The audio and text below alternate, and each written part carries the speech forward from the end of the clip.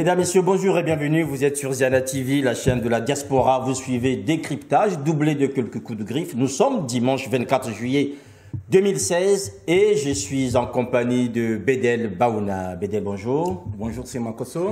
Bédel Baouna, l'histoire congolaise continue son cours, bien sûr. Nous sommes en été, mais les nouvelles du côté de Brazza sont fraîches puisqu'une dame, l'ancienne DIRCAB, directrice de cabinet de Pascal Lissouba, ancienne ministre de l'Administration Nguesso, Madame Claudine Mounari Mabonzo, est devenue la patronne du FROCAD. Il faut quand même dire qu'elle remplace à la tête de cette plateforme de l'opposition votre ami que vous avez qualifié de tocard, le premier secrétaire du PADS, pardon, Monsieur Tsatsi Mabiala. Déjà, Bédel Baouna, est-ce une bonne nouvelle pour l'opposition et pour la politique congolaise? Oui, en tout cas, Monsieur Makosso, je ne peux pas dire que ce soit une mauvaise nouvelle. Non. C'est une bonne nouvelle, d'autant que c'est une femme. Voilà. Une avancée notable. Mais elle n'est pas la première femme à occuper un poste politique aussi important. Dans l'histoire, d'être à la tête ça, c'est notre sujet. D'un groupement aussi important, je pense que c'est la première. Oui, c'était le vendredi 15 juillet. J'ai regardé les images. Et il flottait comme un parfum de Grèce antique dans cette salle. Où, vous savez, pour finaliser un contrat, une transaction, une intronisation, on recollait les morceaux de poterie ou de pièces pour conclure voilà, un marché, comme je l'ai dit, une intronisation. Les Grecs appelaient ça le symbolon, justement, le symbolon, oui. Et comme l'écrit Lucien Sfezg dans son livre « La politique symbolique », hélas, la symbolique répond à la défaillance de la représentation. Une image, qu'elle soit enchantée ou désenchantée, elle a toujours un effet, ou bien c'est le même effet. C'est de recoller les morceaux pour en faire une totalité. Bien. Au-delà de la cosmétique, de l'image, cette belle image enchantée, Mounari devenant la patronne du FROCAD, quel est le message, quel est l'objet? Le FROCAD, il ne vous a pas échappé, qu'a été créé durant la période estivale, je crois que dernière, afin de garantir l'ordre constitutionnel et l'alternance démocratique. Or, entre-temps, l'opposition a participé à l'élection présidentielle. 2 membres du FROCAD, Mounari, Claudine et Tsatsi Mabiala, Pascal. Bon, est-ce que ce combat-là est encore d'actualité, celui de l'ordre constitutionnel? Non. Si vous suivez Charles Zakari Bouawo, le coordonnateur des plateformes FROCAD et IDC, il parle de moins en moins de ce combat-là, ou bien de la Constitution de 2002. Et je crois qu'il n'a pas tort. L'opposition, désormais, ne pourra plus revenir sur l'actuelle Constitution. Il y a eu une élection à laquelle ils ont participé sur la base de la nouvelle Constitution. Donc ce combat-là me paraît dépassé. C'est un anachronisme, le FROCAD. Alors, donc ce qu'il faut faire, le FROCAD doit changer d'objet. Quel est cet objet? À mon avis, à mon humble avis, l'objet primordial, sinon le premier, l'urgent, le nécessaire, c'est de faire éclater la vérité des résultats présidentiels. Après cela, ils pourront voir. Donc, le FROCAD, je crois qu'au-delà de l'image qu'a donnée Claudine Mounari, je ne vois pas à quoi il sert aujourd'hui. Alors finalement, est-ce que Claudine Mounari a été tombée dans un guet-apens puisque ce sont des hommes qui étaient là au départ? On prend une femme alors qu'aujourd'hui, le FROCAD n'a plus aucun avenir. Pourquoi a-t-on choisi cette dame pour présider ce groupement politique? Pourquoi, en fait, finalement, est-ce que ce 15 juillet n'aurait pas été le jour de la signature de l'acte d'édition du FROCAD pour qu'on ait de nouvelles perspectives? Mais un seul élément d'analyse, M. Makosso, je viens de l'évoquer, c'est juste pour la cosmétique, juste pour l'image. Le FROCAD, tout comme l'IDC même, ne servent plus à rien dans leur combat. Ils doivent se fondre en un seul mouvement, dans un seul mouvement, constituer un nouveau mouvement pour créer l'opposition réelle et non l'opposition clownesque ou farfelue incarnée par l'Mpouélé Jean-Marie, c'est pas, je crois, ça s'appelle comme ça. Paul-Marie Mpouélé et les Pascal Tsatsi Mabiala. Et collé là, parfait, on le met de côté. Mais pour qu'il y ait une réelle opposition actuellement, le FROCAD et l'IDC ne doivent faire qu'un en un seul mouvement. Un seul mouvement dirigé par un Mokoko, ou pourquoi pas même Claudine Mounari, avec comme secrétaire général Wawo, ou bien comme... Voilà. Donc, ils doivent... Mais l'opposition congolaise a ceci de particulier qu'elle adore l'explosion discursive, comme je l'ai dit tantôt. Certes, à l'hypothèse répressive de M. Sassou, il faut une explosion discursive. Mais il faut savoir le moment et le temps. Le moment de la dispersion est terminé. Ils doivent s'unir, désigner quelqu'un, élire quelqu'un. Ils ne doivent parler que d'une seule voix. Alors, pour éviter les dissonances. Ben oui, mais parler d'une seule voix, elle a déjà fait. On va arriver tout à l'heure par rapport à cette voix de l'opposition qui s'exprime de plus en plus. Bédel Baouna, depuis quelques jours, on a vu l'envoyé du secrétaire général de l'ONU, M. Ban Ki-moon, à Brazzaville, en fait, rencontrer toutes les familles politiques, pouvoir comme opposition. On s'achemine au Congo vers un dialogue médiation internationale. La première question, avant qu'on rentre dans le vif du sujet, Bédel Baouna, déjà, est-ce que le pouvoir n'a pas cédé à l'une des revendications de l'opposition déjà, que cette médiation, que ce dialogue ait lieu hors de Brazzaville ou hors du Congo? Je crois que l'opposition vient de remporter une bataille. Elle n'a pas encore remporté la guerre, mais la bataille d'une médiation, pas d'un dialogue. Parce que la médiation, c'est en quelque sorte une manière de gérer ou bien de mettre en contact deux parties dont la communication est inexistante. Opposition radicalement opposée. C'est le cas au Congo. Donc, dans ce sens-là, dans cette perspective-là, l'opposition a marqué un point, un grand point même. Et cela d'ailleurs met en difficulté Thierry Mongala qui récemment estimait que le dialogue était anticonstitutionnel. Certes, ce n'est pas un dialogue. Oui. Une médiation. Donc encore coquifié, qui se fera, que vous le dites, mais il a été encore coquifié. Mais c'est le but, mais c'est le personnage de Molière dans l'école des femmes, Arnolphe. Il se croit malin, il prend toutes les précautions pour ne pas être coquifié. À la fin, il le devient. Alors parlons Agnès maintenant. Épousa Horace. Voilà, parlons d'une seule voix, de cette seule voix de l'opposition. On a vu aussi que devant ce médiateur international, mais l'opposition a parlé d'une seule voix. Mais c'est ce qu'on attend de l'opposition. Vous savez, dans toute crise, il y a toujours un leader qui apparaît. Et un homme politique, ou bien voire même un grand homme, naît de circonstances exceptionnelles. Là, il y a une circonstance exceptionnelle. Donc, ceux qui ont une voix malplaisante ou rauque doivent se taire, se mettre à l'écart. Penser uniquement à l'intérêt général, à l'intérêt de la nation congolaise. Et là, quelques hommes, un homme, une voix est en train de se dégager, et tant mieux. En attendant qu'on se retrouve à Dakar ou encore à Lomé, peut-être à Paris ou je ne sais pas, dans quelle autre ville d'Afrique déjà, Bédel Baouna, quelle perspective pour ce dialogue finalement? Enfin, pour cette médiation, dialogue, parce qu'on ne sait plus comment désigner cet événement en ce moment. Ah, bien malin qui pourrait esquisser ne serait-ce qu'une seule perspective. Mais si vous voulez mon avis, mon humble avis, comment je vois la chose, c'est que Sassou ne pourra pas partir du jour au lendemain. Non, il a trop régné. Il adore les claquements de portières, les huissiers, les protocoles, les gardes du corps. Il adore que les gens se courbent devant lui. Voilà, parce qu'il se considère comme un dieu peut-être ou pour un personnage de la mythologie grecque. Bien, donc il ne partira pas. Et d'ailleurs même, quand Sassou partira, il faudra composer aussi avec son entourage. Parce que ce sont eux qui détiennent l'argent du Congo, oui, qu'ils ont volé. Et il faudra faire rapatrier cet argent. Et comment? Et pour éviter l'explosion, le clash, il faudra composer avec eux. Mais dans la vérité, dans la clarté, que celui qui a pris 1 milliard rembourse au moins 800 millions.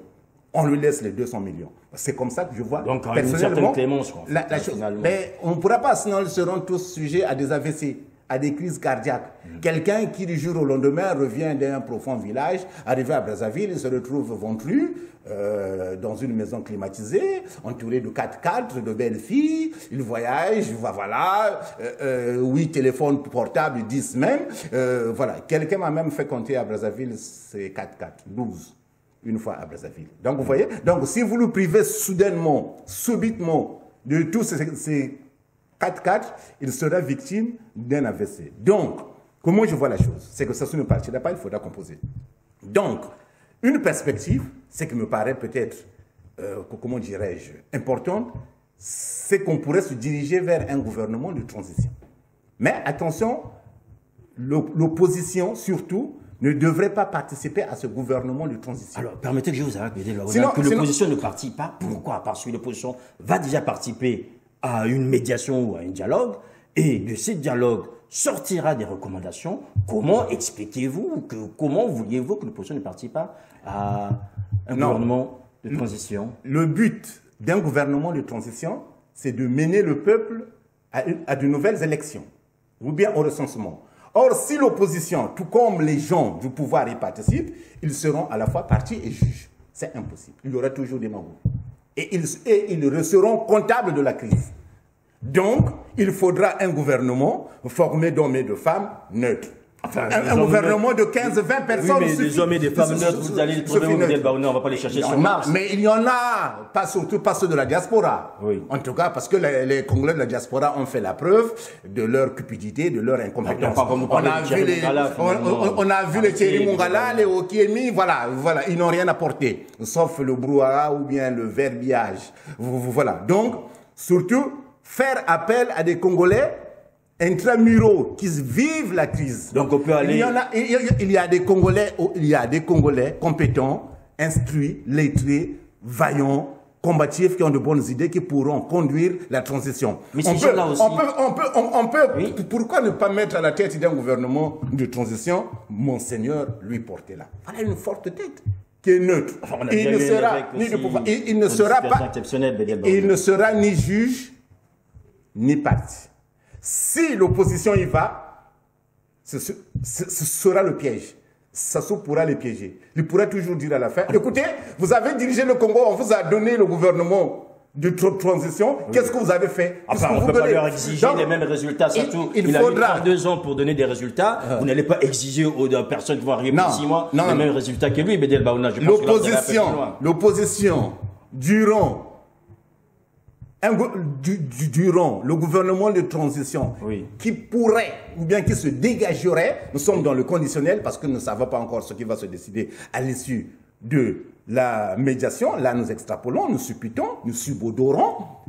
L'opposition ne pourrait pas participer à un gouvernement d'union nationale. Un gouvernement de transition, pas même à un gouvernement de transition. Donc, ce serait le piège. Le rôle de l'opposition serait... Tranquille, quoi, en fait. De désigner un candidat qui représenterait les couleurs de l'opposition. Et ça aussi. Et là, ça sera une élection transparente, claire, sous l'égide de cette médiation de la communauté internationale. Bédel Baouna, si vous permettez, Bédel Baouna. Alors, donc, dans ce cas, si vous envoyez les opposants au gouvernement, donc c'est qu'ils sont tous aussi assoiffés de pouvoir. Ah ben, Bédel Baouna, s'ils se battent aujourd'hui, c'est pour avoir le pouvoir. Ils ne se battent pas pour aller cueillir des lauriers ou encore avoir le pour pouvoir. coller des affiches, c'est pour avoir le pouvoir. Alors, ce qui est important, quand on vous voit, vous nous dites, ben voilà, bon, Monseigneur Portela, dans Tact, et qui avec? Aujourd'hui, tous les gens qui sont là aujourd'hui ont travaillé avec Sassou. Ils ont été avec Sassou. Mais on peut réveiller les morts. Mais attendez, on dit qu'il y a qui Sassou fait voter les morts. Monsieur Makosso, arrêtez le Nsamba. Vous en buvez trop. Donc il fait chaud. Attendez, arrêtez-moi les histoires. Vous n'allez pas me dire qu'au Congo, il n'y a que des hommes politiques formés par Sassou ou bien nés de Sassou. Alors dites-moi des hommes politiques. Sassou est là depuis 32 ans. Mais je ne vis pas au Congo. Depuis 32 ans. Je vis en France depuis 28 ans. À moins que vous allez chercher des cinquantenaires, vous allez chercher des soixantenaires. Prénés parmi la jeune génération. Attendez, mais la jeune génération a fait quoi au Congo? Et les vieux ont fait quoi, Bédel Baouna? Okiemi et Mongala. Les vieux, quand il fait les vieux. Sassou et Sakli, quand il fait. Mais le gouvernement. Attendez, j'aime bien une phrase. Vous savez, de Jules Romain. La jeunesse, c'est le temps que l'on a devant soi. La jeunesse n'est pas un privilège de l'âge, non. C'est un état d'esprit. Clémenceau en France a sauvé la France. Il avait quel âge? Plus de 80 ans. Mais Clémenceau. Donc je ne vois pas pourquoi vous écarterez quelqu'un de 60 ans, de 70 ans. On les écarte pas. On a vu les jeunes ministres Léonidas Mutombo, ils dansent dans la rue. Oui. On a vu des vieux ministres comme Henri Ndombo depuis je ne sais pas combien d'années au pouvoir. Qu'a-t-il fait? Mais vous prenez. Mais vous prenez des cas, comment dirais-je, exceptionnels. Mais vous versez dans l'anecdote. Dans l'anecdotique, arrêtez le Nsamba. Je vous signale qu'au Congo, il y a des femmes et des hommes au Congo, pas ceux de la diaspora. Non. Non. Le problème du Congo, vous savez, le problème du Congo, et surtout de sa diaspora, c'est de souffrir d'une maladie infantile. Celle qui consiste à mettre toujours des arguments a priori, de l'artificiel, des formules, des écoles de pensée au-dessus de la réalité. Parce que justement, on est déconnecté de la réalité. Vous savez, oui. Samedi 23 juillet, j'ai assisté à un point de presse. Alors, là, vous me dévancez, mais je ne vous dévance pas, mais je vous donne un exemple. Oui, mais si. Un exemple que la diaspora congolaise a failli. On va arriver dans cette faillite. Du contraire, la diaspora n'a pas démontré de ce dont il était capable. De quoi il était capable? Oublions la diaspora, prenons les locaux. Il faudrait trouver au Congo des hommes et des femmes capables d'être dans un gouvernement de transition et neutre. Donc, ça signifie... Seule la neutralité apportera la clarté et la transparence. Trouver quelqu'un de neutre aujourd'hui au Congo, c'est un peu compliqué. Moi, je pense que ça signifie donc aujourd'hui, Monseigneur Portela, plus que celui que vous voulez porter à la tête de cette transition. Ah non, je n'ai pas entre autres, voilà, mais il n'est pas le seul.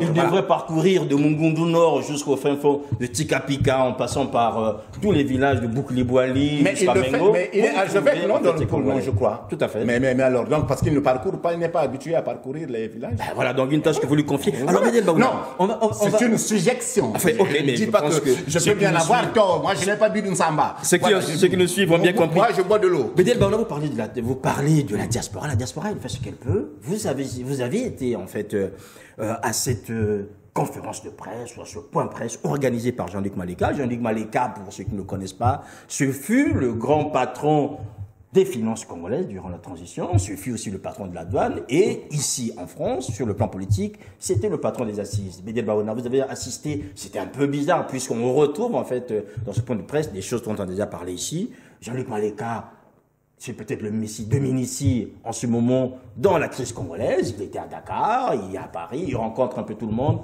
pour que le Congo aille mieux demain.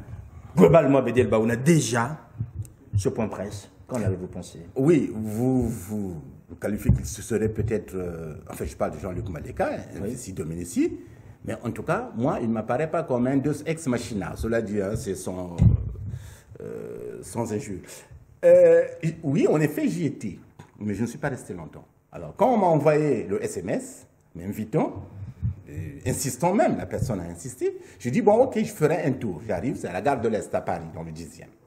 J'arrive. Dans ma tête, je me dis que le point presse va s'inscrire dans la perspective de la médiation. Donc, on entendra peut-être un commentaire, une analyse ou l'ébauche, justement, d'une perspective. Comment, en tout cas, lui, aux assises, il voit cette médiation. Et ça a coïncidé, parce que c'est au lendemain de la rencontre entre l'opposition congolaise et le représentant de Ban Ki-moon. Donc, j'ai vite fait le lien. Que non, oui, effectivement, on est dans le factuel, donc il va nous aborder de cette médiation-là. Arrivé sur place, il nous fait le récit de ses pérégrinations à Dakar, où il a rencontré des ONG, et puis en plus, et puis après, il bascule dans le constat sur la vie politique au Congo que tout le monde sait. C'était des ennuis terribles. Vous voyez, c'est comme si vous lisiez un roman de Flaubert, d'éducation sentimentale par exemple. Un ennui terrible. Mais le constat, tout le monde le sait au Congo. Moukoko est en prison, oui. Même un fœtus le sait. Mais ne vous arrêtez pas au constat. Volé. Mais après, il a fait quoi? Il a fait l'analyse. J'étais là, parce que j'ai tout filmé, puisqu'on en a tout filmé. Il y a des images. Et à la fin, il conclut le point presse par l'annonce de sa démission à la tête des assises. On s'en fout de tout ça, nous. Les assises, à quoi elles servent d'ailleurs? C'est ça, mais c'est l'objet, il y a un problème d'objet dans l'opposition congolaise. C'est l'objet.